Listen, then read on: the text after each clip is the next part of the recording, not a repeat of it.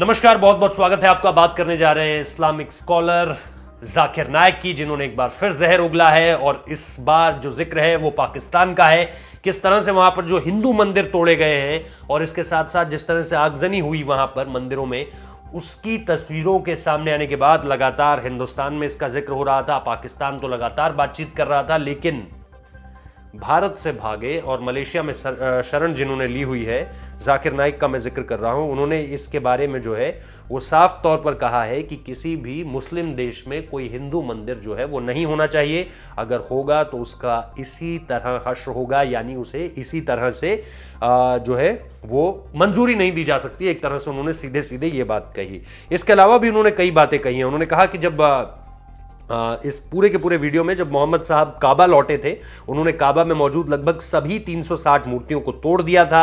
एक इस्लामिक देश में एक मूर्ति या प्रतिमा नहीं बनानी चाहिए, यदि है तो उसे तोड़ देना चाहिए। ये उनका सीधा सीधा कहना है।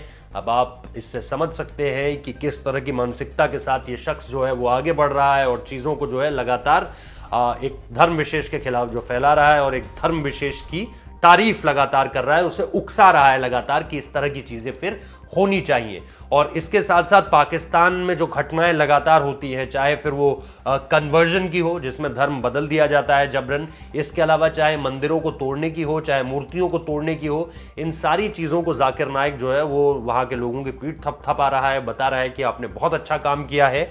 और इसीलिए जब ये भारत में था तो जितनी इसकी आलोचना होती थी, जितने लोग इसके पास तक जाते थे, वो लगातार इस बात को जरूर कहते थे कि एक तरह का इस तरह का माहौल बनाया जाता है जो कि बहुत ज्यादा एंटी हिंदू अगर आप उसे कहें। उसके बाद फिर ईडी की कुछ रेड सामने निकल कर आती हैं जिसमें यह सामने निकल कर आता है कि कितनी अवैध संपत्ति जो है इसके पास है, और इसीलिए शरण लेता है मलेशिया में, जहां पर मुस्लिमों की आबादी बहुत ज़्यादा है। हालांकि इंडोनेशिया इस मामले में सबसे आगे है, जहां पर तकरीबन दुनिया के 11% मुसलमान रहते हैं और दुनिया का सबसे ऐसा राष्ट्र जहां पर मुस्लिमों की संख्या सबसे ज़्यादा है।